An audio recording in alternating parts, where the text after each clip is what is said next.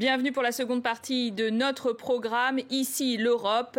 L'Europe est décidément sur tous les... Et nous allons tenter de les analyser l'un après l'autre en compagnie d'un grand témoin. Il s'agit aujourd'hui d'Enrico Letta. Bonjour. Bonjour. Je rappelle que vous étiez un homme politique italien, membre du Parti démocrate, celui de Matteo Renzi. D'ailleurs, vous avez été président avant lui du Conseil des ministres de 2013 à 2014 en Italie. Et puis, vous avez en 2015 missionné du Parlement italien pour prendre la tête des affaires internationales à Sciences Po Paris, donc école de sciences politiques bien connue. Prenons l'un après l'autre les problèmes qui se posent à l'Europe et un des plus spectaculaires forcément après des attentats terribles en novembre dernier à Paris, c'est la Belgique qui est frappée. Vous tirez quelles leçons de ces tragédies l'une après l'autre? La grande leçon, je pense, est la contradiction que vit l'Europe. Les citoyens pensent que l'Europe a trop de pouvoir et demandent moins d'Europe. Mais en vérité, dans les sujets sécurité, migration, l'Europe a très peu de pouvoir. Et en plus, on comprend que sans avoir des parts au niveau européen, c'est impossible de résoudre des problèmes qui, au niveau national, ne peuvent pas trouver des solutions durables. C'est pour ça que cette contradiction a besoin, de mon point de vue, d'un grand leadership politique et de communication politique. Alors, en attendant, on s'est réunis une nouvelle fois au niveau des ministres de l'Intérieur pour discuter du fichage des passagers aériens, d'une meilleure coopération entre les polices, les services de renseignement. Mais on dirait quand même, à la différence de la crise économique en Europe qu'on a pris un peu à bras-le-corps, là, on n'a pas la boîte à outils du tout adaptée pour combattre le terrorisme efficacement. La vérité, je pense que vous avez fait la bonne comparaison. C'est pas très différent de ce qui s'est passé avec la crise de l'euro en 2008-2012. Parce que là aussi, on a passé 2 ans, 3 ans, 2008, 9, 10, 11, à faire une boîte à outils qui n'existait pas. Et le fait qu'on a employé beaucoup de temps pour faire cette boîte à outils a été la vraie cause de la montée du chômage, de la crise financière, parce qu'on n'avait pas les outils. Maintenant, on les a. Et donc, je pense que dans le futur, une crise de l'euro est moins prévisible et moins probable. Là, sur sécurité et migrants, on n'a pas de boîte à outils comme... En 2008, on n'en avait pas de boîte à outils pour l'euro. Et on nous dit qu'il n'y en a aucune qui sont efficaces à 100% aussi contre le terrorisme. Contre des résidents européens, attention. Oui, et en plus, on est en train de faire les mêmes erreurs qu'en 2008. C'est-à-dire, on se réunit, et on ne se réunit pas pour la boîte à outils et les grandes solutions. On se réunit pour trouver des petites solutions à annoncer tout de suite pour les opinions publiques qui sont effrayées. La vérité, c'est qu'il faut prendre à bras-le-corps le problème. Et le problème est il n'y a pas de solution nationale pour la sécurité de ce genre de terrorisme. Alors, qu'est-ce que ce je pense qu'il y en a 2. J'en suggère 2 tout de suite pour 2 questions qui sont différentes. La sécurité et l'immigration. Sécurité. Sans un FBI européen, il est impossible de battre les terroristes. On continue à ne pas comprendre que laisser seulement au niveau national l'intelligence et la sécurité donne ce qui s'est passé entre la France et la Belgique. Doit-on attendre encore d'autres morts pour comprendre que sans un intelligence européen et une sécurité européenne, on ne sera pas en condition de battre ce genre de terroristes? Deuxième question, différente, les migrants. Si on veut éliminer les frontières entre nous, si on veut maintenir l'Europe sans frontières, ce qui est une des grandes valeurs, il faut sécuriser la frontière extérieure. Mais la possibilité de sécuriser la frontière extérieure vient seulement de l'existence d'un garde-frontière européen, dans lequel on est 5000 hommes de tous les pays européens qui sont en condition de garder les frontières. Sinon, les Allemands, les Français ne font jamais faire confiance aux Grecs ou aux Italiens. Apparemment, il faut confiance aux Turcs. Alors parlons-en justement, puisque cette semaine marque le coup d'envoi des rapatriements de migrants et réfugiés syriens des îles grecques vers la Turquie, selon les termes de l'accord passé entre les 28 et Ankara, accord historique, nous dit-on. Alors regardons les toutes dernières nouvelles du front de la migration. Ce sont les tout premiers migrants renvoyés en Turquie. Quelques heures plus tôt, ils avaient été emmenés en bus avant la levée du soleil sur le port grec de Lesbos pour quitter le pays. Plusieurs bateaux ont déjà fait le trajet.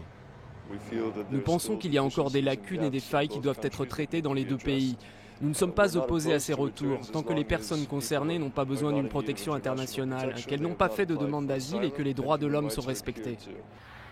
Mais le Haut-Commissariat aux réfugiés réclame un processus crédible. Des officiers allemands sont arrivés sur l'île pour aider les autorités grecques à mettre en place les structures nécessaires pour les demandes d'asile. Selon eux, les problèmes ne manquent pas. La première chose, c'est la question humanitaire. Avoir des abris pour les gens, de la nourriture, un accès aux soins médicaux. Mais il y a aussi la question de l'asile ici. Chaque personne qui vient doit pouvoir trouver ce qu'elle veut et avoir l'opportunité de le demander. Et ensuite, une décision doit être prise sur son sort. Plus de 5600 migrants sont arrivés à Lesbos depuis l'entrée en vigueur de l'accord le 20 mars dernier. Nombre d'entre eux seront donc ramenés en Turquie, notamment à quelques kilomètres à peine de l'autre côté de la mer Égée, à Dikili, où l'on termine les préparatifs pour accueillir ces migrants. Mais les installations peinent à y sortir de terre. L'accord négocié à Bruxelles prévoit que pour chaque migrant syrien expulsé de Grèce, Ankara envoie un autre Syrien dans un pays de l'Union européenne. Un premier groupe a d'ailleurs atterri ce lundi à Hanovre, en Allemagne. Alors Enrico Letta, on a fait un grand deal avec la Turquie, un pacte que l'on dit historique qui va changer la donne si l'on en croit les 28. Et pourtant, on peut se poser la question, en effet, est-ce que ce deal, comme le disent certaines associations ONG, est honteux ? Je pense que ce deal est un deal qui est utile pour le moment et l'urgence qu'on était en train de vivre, mais de qualifier ce pacte comme le grand pacte historique qui va résoudre le problème, ça c'est excessif, c'est pas vrai. En vérité, la question est une question qui va être en plus frappée par les attaques terroristes. Je parie que dans nos pays, l'opinion publique va avoir beaucoup de problèmes à accepter la libéralisation des visas pour les citoyens turcs, qui était une des solutions qui étaient mises sur la table pour convaincre la Turquie. Là, la vérité, c'est que la question n'est pas une question dans laquelle vous pouvez avoir une solution chaque route des migrants. Là, c'était la route des Balkans, vous la fermez, mais ils vont passer par une autre route, par la route de la Méditerranée. On parle de la Libye, on parle de milliers de gens qui sont prêts à venir. Alors là, ou bien on entame des solutions qui soient générales, j'ai cité quelques solutions auparavant, mais avec une politique à 360 degrés, donc de relations avec les pays tiers, de homogénéisation, harmonisation des politiques et des politiques d'asile. Parce qu'aujourd'hui, on a 28 différents, on a une espèce de tourisme là. Vous aviez aussi salué quand même la position d'Angela Merkel globalement sur la crise migratoire, que vous trouviez courageuse, tout en insistant qu'on avait eu tort de mettre la Turquie hors de l'Union européenne. Et là, ça vise en effet particulièrement le gel de ces négociations d'adhésion par la France, par l'Allemagne aussi. Est-ce qu'aujourd'hui, on peut la remettre dans le jeu, la Turquie actuelle que l'on connaît de M. Erdogan, avec ses craintes sur les droits de l'homme et la liberté de la presse ? Aujourd'hui, la Turquie ne peut pas être membre à part entière de l'Union européenne, ça c'est clair. Mais il faut imaginer un futur dans lequel on ait des possibilités, des statuts de pays qui soient des pays qui ne sont pas membres à part entière de l'Europe, disons du cœur de l'Europe, mais des pays qui doivent avoir un lien avec l'Europe. L'erreur avec la Turquie a été celle de les mettre dehors sans maintenir une forme de lien. Et c'est pour ça que cette idée d'un cercle d'amis autour de l'Europe, et la Turquie fait partie de ça, doit être revisitée complètement. C'est un ami fiable, la Turquie. Bon, soyons tout à fait honnêtes. Ou est-ce qu'on est en train de fermer les yeux sur la dérive autoritariste de M. Recep Tayyip Erdogan au motif qu'on a besoin de lui ? Soyons tout à fait honnêtes. C'est exactement comme vous dites. Mais il est nécessaire faire en sorte que la Turquie évolue, change, développe d'une façon de plus en plus démocratique et occidentale. C'est notre intérêt à nous. On a besoin de la Turquie, naturellement, d'une Turquie différente de celle d'aujourd'hui. Alors, vous dites faire évoluer ces pays, mais les nôtres évoluent aussi sous cette pression migratoire, dans le sens d'une montée des populismes xénophobes. On a vu d'ailleurs pour la première fois émerger une extrême droite en Allemagne, ce qui est quand même assez marquant comme phénomène politique. Est-ce que ça aussi, c'est une façon de réagir à cette crise migratoire qui met en danger nos démocraties ? Oui. il faut prendre acte du fait que la plus grande crise migratoire d'après-guerre, il n'y en a pas eu rien de pareil, a des conséquences politiques. Mais là, le point essentiel, c'est que l'Europe doit réagir. Et non pas seulement l'Europe, les institutions européennes. Nos pays doivent réagir. Quelle est la réaction? Il faut que l'Europe ne soit pas vue seulement comme l'institution froide de la globalisation, dans laquelle les gens perdent quelque chose et ne se sentent pas protégés. La question est une question de protection. Réagir à 28 avec, par exemple, l'Est de l'Europe, des ultra-conservateurs polonais en République tchèque c'est pour ça que je pense que le futur de l'Europe est un futur d'Europe à deux cercles. Il faut qu'il y ait un cercle de l'Europe, des pays de l'euro, qui fasse plus d'intégration et qui soit en condition de reprendre le mot protéger, protection, sans faire devenir ce mot le protectionnisme. On doit protéger nos citoyens. Il faut le faire soit sur la sécurité, soit sur l'immigration. On ne le fait pas et tout ça donne une mauvaise mine et une mauvaise image de l'Europe. Est-ce qu'on doit aussi faire la morale aux pays d'élargissement qui ont rejoint le club en 2004 à l'Est de l'Europe, qui disent nous on a bénéficié des avantages de l'Union européenne, de fonds structurels quand même conséquents, mais par contre pour ce qui est de partager le fardeau par exemple des réfugiés, on ne veut pas en entendre parler, ça n'est pas de notre tradition, on ne veut pas d'ailleurs de musulmans. Je pense que c'est intolérable ce qui se passe à l'Est. C'est intolérable le fait que sur ces valeurs, on ne soit pas dans la même longueur d'onde. Et je pense que là, il faut être un peu plus dur. Il y a eu des mots qui sont venus de M. Orban et de M. Fico, par exemple, droite et gauche, je les mets ensemble, qui sont intolérables et on a beaucoup trop toléré au niveau européen. Alors revenons sur cette crise économique que vous avez beaucoup analysée. Et aujourd'hui, on voit par exemple en France la difficulté de réformer avec une loi sur le travail dite El Khomri qui pose un débat sans précédent. Pourtant, Bruxelles qui insiste encore sur les nécessités de réforme dans beaucoup de pays, dont la France. Qu'est-ce que vous pensez de ce débat? Il est encore d'actualité? Moi, je pense que le débat est d'actualité. Je pense que les réformes structurelles restent importantes. Il faut les faire. Je pense qu'on est, j'espère, devant un grand moment positif, potentiellement. Finalement, après 1 an et demi, on part avec le plan Juncker.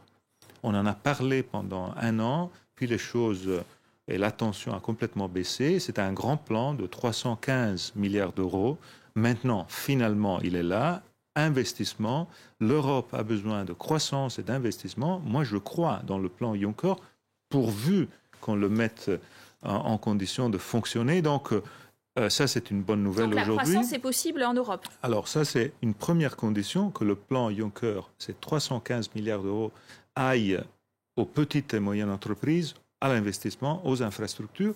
La deuxième condition, c'est que l'Europe, surtout dans les pays latins, dans les pays d'Europe du Sud et aussi en France, que l'Europe faire une chose avec le drapeau européen contre le chômage des jeunes. Il faut faire ça. L'idée est celle de mettre de l'argent sur Erasmus Pro.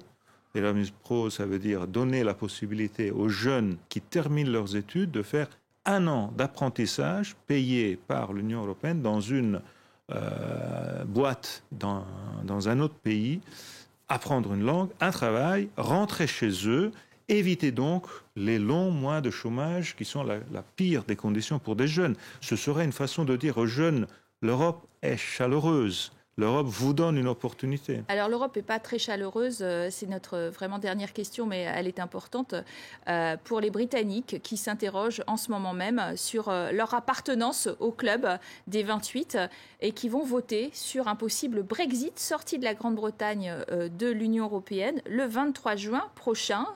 Une échéance qui vous inquiète, Enrico Letta?